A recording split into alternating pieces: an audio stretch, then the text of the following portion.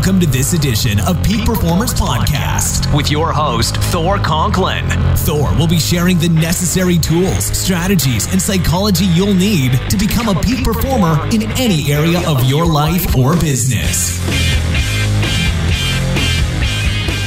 Welcome back to another episode of the Peak Performers Podcast. I'm your host, Thor Conklin, and today we have Cathy Biase. She is a nutritional, holistic nutritionalist and cancer coach.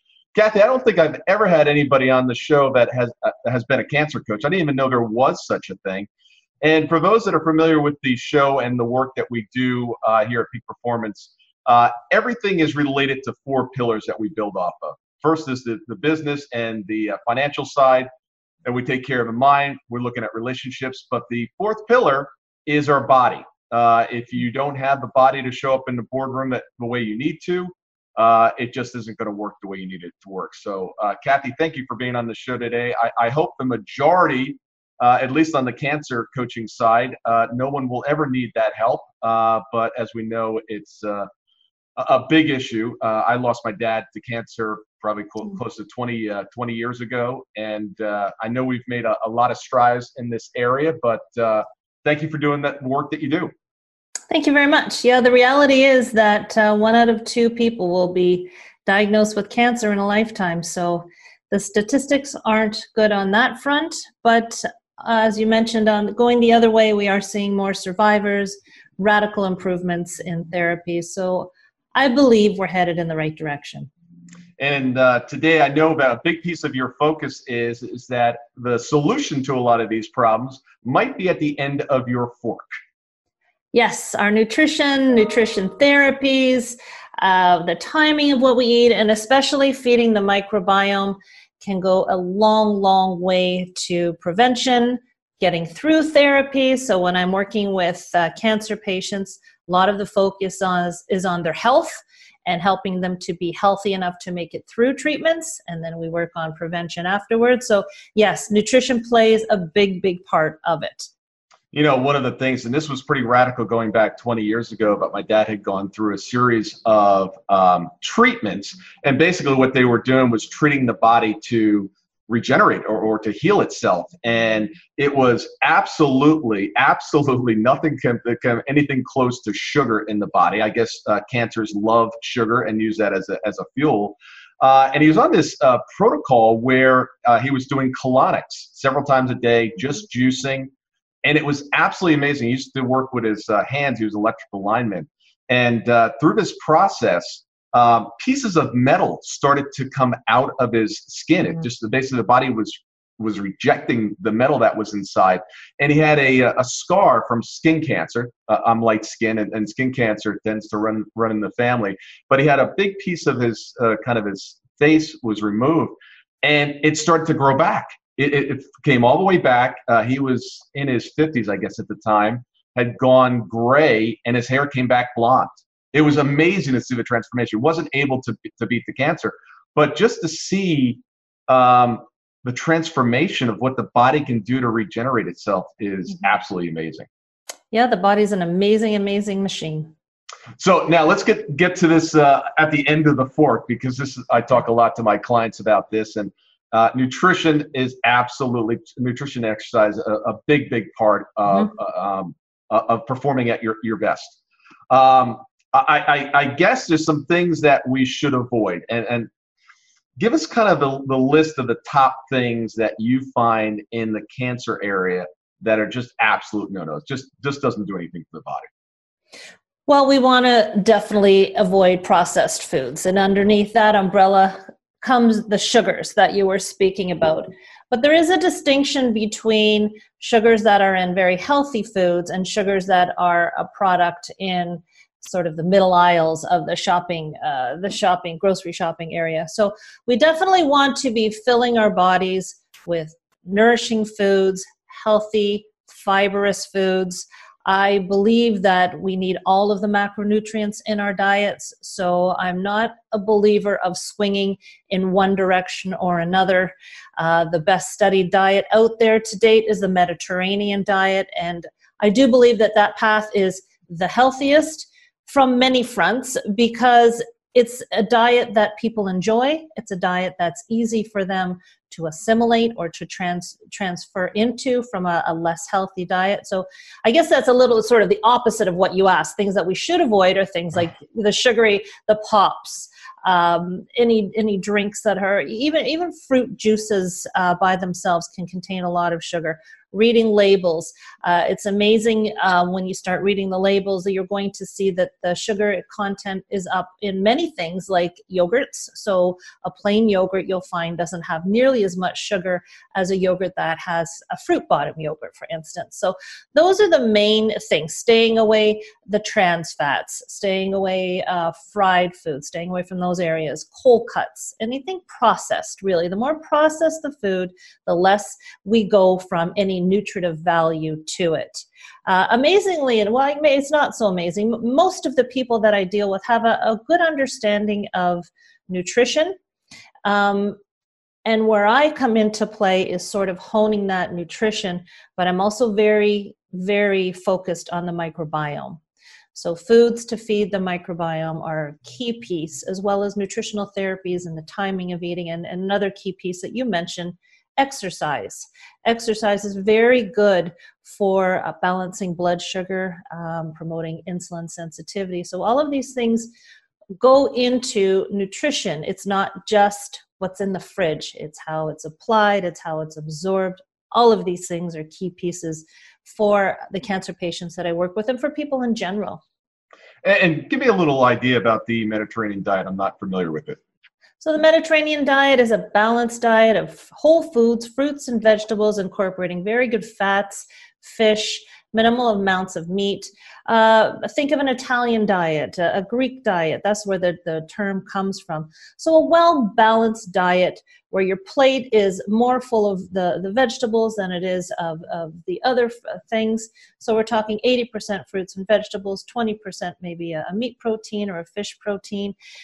Very fresh diet. That's basically what the Mediterranean diet is. Got it. You know, it's funny. I have a good buddy of mine that he said, when I go shopping, the first thing I'm looking for is the label. And if it has a label, I keep moving. He goes, I want to buy the things in the stores that don't come with labels. Good for him. Good for him. You know, he's holding up a banana. He goes, no label. No label. Yeah, that's exactly. Right. Exactly. That's part of the process, is educating people about that. When you're looking at a label, you want to look at the sugar content, you want to look at the fiber content, all of those things. So nutrition label reading is something that I teach people, and it's a very worthwhile practice to understand, for sure. Yeah, no question. I mean, it's amazing the amount of information we have out there. I mean, it's information overload at this point. I mean, I can't imagine how many books have been written about diets. And what I always like to talk with my clients, we don't use the D word. It's an eating plan. Exactly. Nutrition plan. It's right. It's like anything else. You want to get a certain result, have a plan, and then just stick to that plan. Matter of fact, I just got done doing a bodybuilding show back in October. And of course, to get on stage, you're doing things that are not necessarily healthy for you, but you're just cutting the remaining fat in the water, et cetera, to get on stage. And of course, I'm starting to just creep up a little bit. I was like, wait a second. I've hit that place where it's like, I've got to get some protocols into place. And I sat down and I literally put on my couch, shows up every day, and it's my eating plan. And it is outlining all the things that can go in my mouth for the next 10 days. Mm-hmm. And just, I just made it easy. It wasn't like cut this out. I'm like, look, I'm going to eat vegetables. I'm going to have fish. I'm going to have some oatmeal. I'm going to have some eggs. I'll have some good fats. And it's real simple now. It's not complicated. It's like, is it on my list? Nope, it's not on my list. So at least the next 10 days. That's right. And when I'm working with cancer patients, you have to understand that they have a lot going on. Yeah. So they're not just focused on eating well. They're trying to incorporate good eating in a much larger piece of their protocol. So I don't want to stress them out by having them focus in this piece of their puzzle. They need to eat well. They need to eat healthy. They need to understand lifestyles, the timing of what they eat, things like that. But they need to enjoy what they're eating too. So there's quite a balance there. we want the cancer protocol, as far as the nutrition piece of it, we want them to, I want people that I'm working with to enjoy that time, that meal, to sit down and forget about everything else and just enjoy their food. So all these things go into a process of a healthy diet. It starts at the mind and it works its way down. You alluded to, it sounded like that the timing of the nutrition is important as well. Did I get that correctly? You did. Okay, tell us a little bit about that. So I'm a very big proponent of intermittent fasting. I think the easiest one for people to do, especially when they're under duress of a cancer diagnosis, is a daily window of eating. So depending on where they're coming from, as far as their nutrition, how good their nutrition plan is, and their nutrition habits, quite honestly, what I'll start doing is trying to pare them down if they're healthy enough. This is not a weight loss. For the most part, this is not a weight loss plan. Trying to pare them down to that window of eating where the digestive system wants to be operating, where it's on point for digesting nutrients and assimilation into the body. I always use the liver as an example. The liver, during the day, basically the light hours, it wants to be a part of the digestive process. It wants to filter up foods, create vitamins, store glucose. But at night, it flips, and this organ wants to repair. So if we're eating too close to bedtime or too close to that time where the liver's clock is saying, now we're going into repair, we're going into detoxification, it confuses the body, confuses the liver.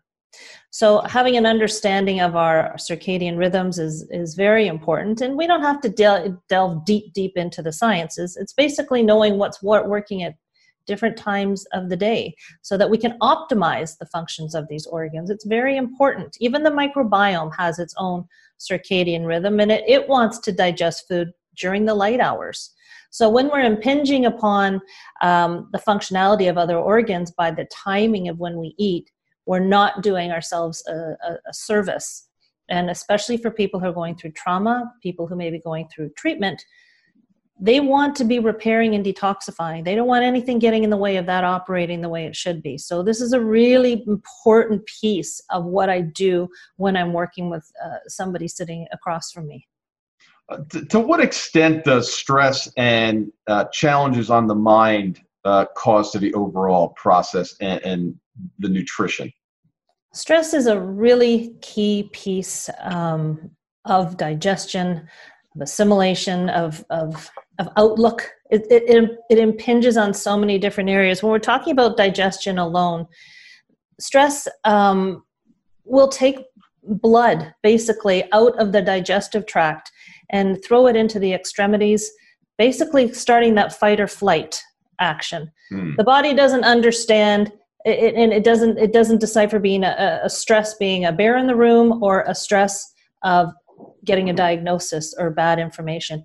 The same processes occur, and the nutrients can't be assimilated because the body is either in sympathetic mode or parasympathetic mode.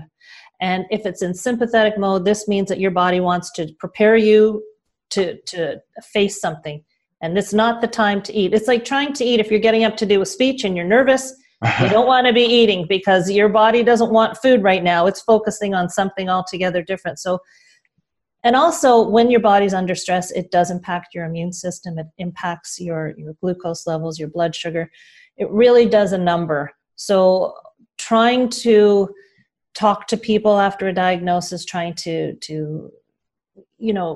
see, it's not a positive, that would be the wrong word, but to see that the pathway ahead is doable. Those are all parts of what I try and do. I definitely am not a therapist. So if a person I'm working with just can't calm down, they can't get their heads around it, I'll refer out. A lot of the hospitals actually will have psychologists that can help people.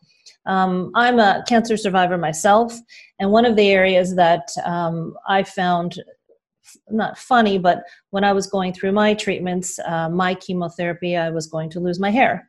So I hadn't been offered up anything until that point. And at that point, the doctor said to me, we have psychologists if you want to talk to them about what's going to happen. So there are so many stressors that come about. The fear is, of course, the fear of mortality, the fear of what the treatment side effects will bring.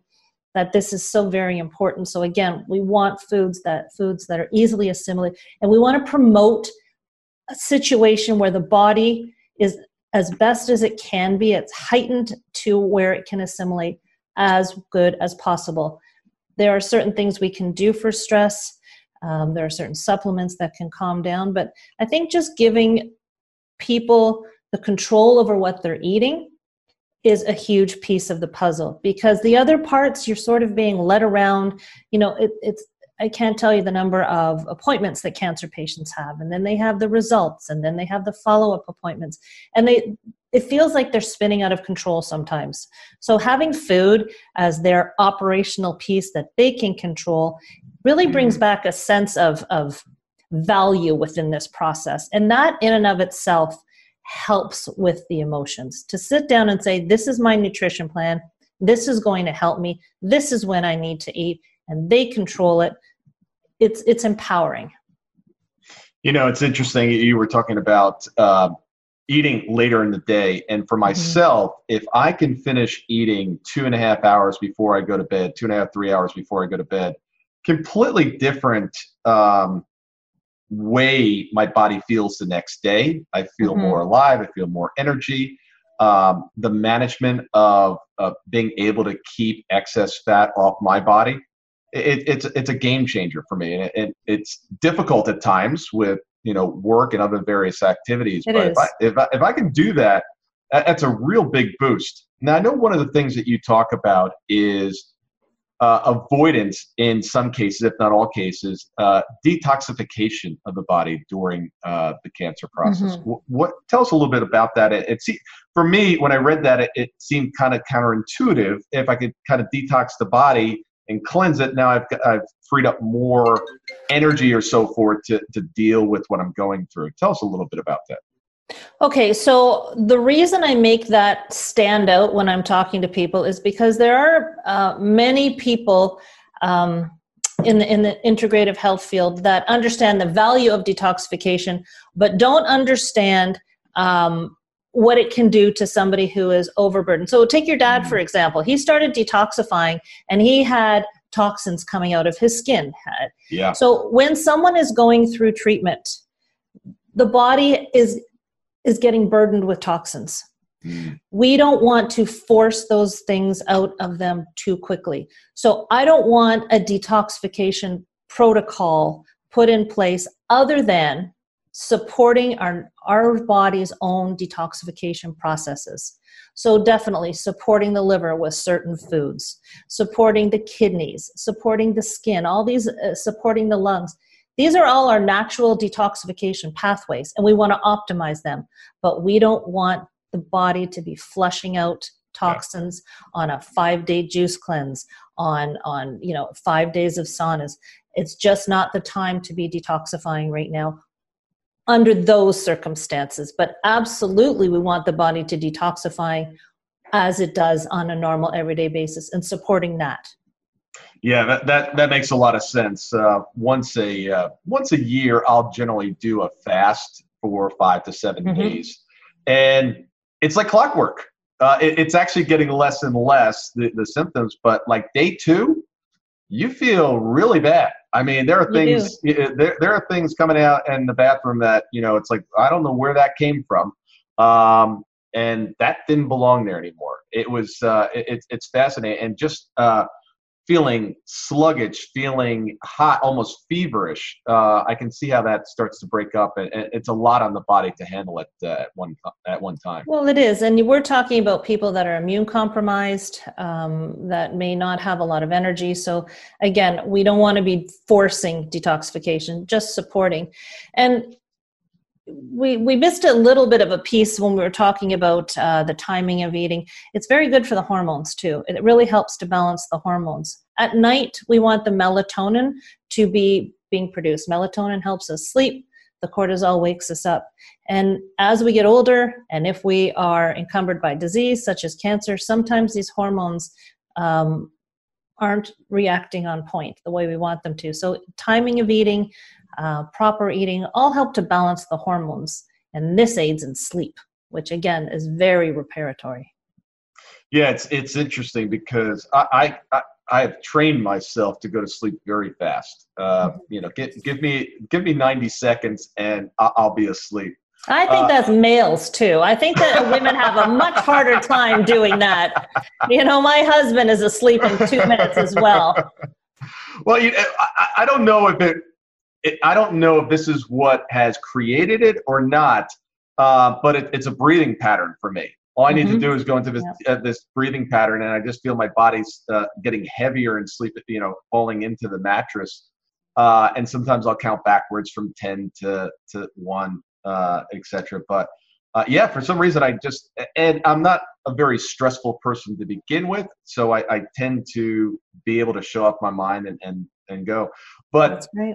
Yeah, but what's interesting is, and I'll stay asleep normally throughout the night, but if I eat later, I notice just a disruptive sleep. Yeah. It's almost like I kind of toss or turn, and again, I'll wake up, I'll go right back to sleep, but it makes a big, big difference. And I'm glad we're having this conversation because I realized that I haven't been as good with that. I recently got back from a cruise last week, and the official dinner time was 8 o'clock.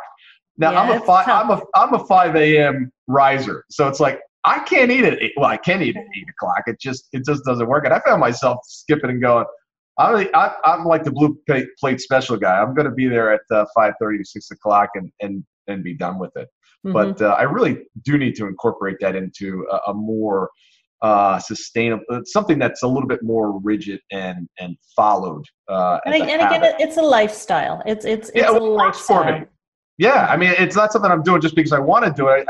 It has a lot of benefits. It really does. It really does. And even cancer patients going into treatments, radiation, chemotherapy, lots of studies that really curtailing the amount of we eat too much as a general rule, but definitely curtailing calories before going into treatments a day or so before really has been shown to mitigate side effects, raise the efficacy of the treatment. So digesting food takes a lot of energy. And we're also, it's probably not something that we need to get into, but it really makes the mitochondria work really hard.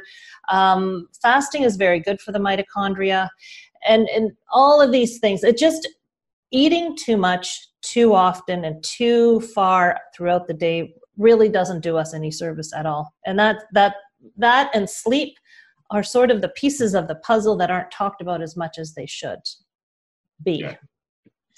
Makes a big difference. Tell me a little bit about a client comes to you. Where do you start with them? What's the process? And bring us through that system. Okay, so when a person sits down with me, obviously the first question I'm asking is the cancer that they have. We'll go through their history. And does that affect your plan moving forward with them?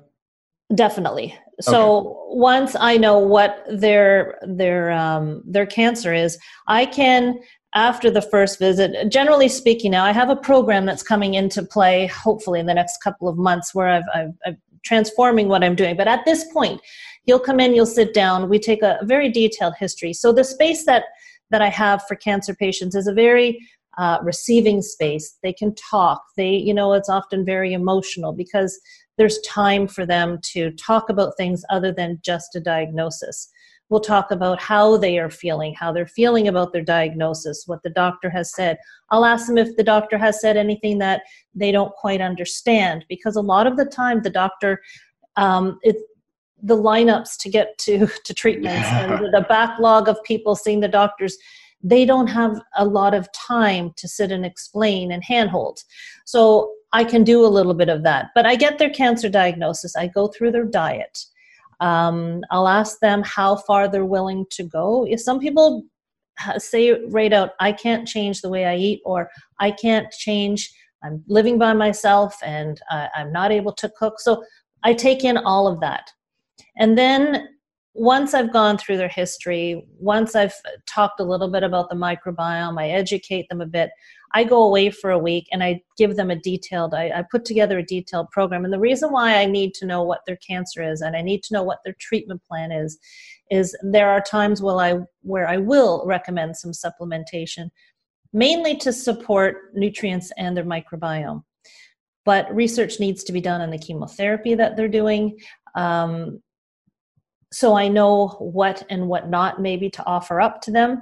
And there are also very functional foods that are specific maybe to a breast cancer, flaxseed, for instance. So I would incorporate that into their diet plan. I don't like having people eating things that they don't want, but there are certain things that I'll say, you know what, just suck it up and down it. Like this is really so beneficial for you that, just take and usually it's some sort of a liquid. Usually it's a liquid that it's so full of nutrients and I'm talking like a tablespoon or something. I've got two things in mind I'm thinking of. And it's just, you know what? Plug your nose and down it. Other than that, this is not going to be difficult. I give them a bunch of recipes. We'll walk through their cancer treatment. We'll talk about some of the side effects. And again, depending on what they're doing, if they're entering into chemotherapy, we'll discuss possible side effects. I will give them sort of natural, holistic ways to try and manage them. I'll alert them to things they might not know about so that they can, if they feel something coming on, say mouth sores or whatever, they'll get a hold of me. All these things. And I give them a bunch of different options. We talk about the timing of eating. We talk about the importance of exercise, and it's all within what they can handle. But getting people into me before they start treatment is just preparing their body. We've seen so many positive things clinically happening to them when we've got people in preparing for their treatments. So that's basically what we do. I take the history is about an hour long. I go over possible toxin exposure, where they were born. If someone has come here from a different country, the food change, your microbiome is basically the residential microbiome is established around the age of 2. That's what research is saying now. So if they've grown up in a culture where they're eating a specific way until they're 5 years old, and then they come to Canada and their food has changed, well, this might impact the microbiome. And maybe I'll talk about going back to what they were eating before or incorporating some of the food when they were younger. It's very individualized, but I need to know what the cancer is, where they are in treatment. And I also, any supplementation recommendations, I'm very forthright, and I'll say to them, show your doctor or show the pharmacy, make sure there's no issues here, because I don't want them to be stressed out on that front either. There are a lot of doctors that don't want any supplementation at all. And if this is who one of the people I'm working with is dealing with, then follow what the oncologist says.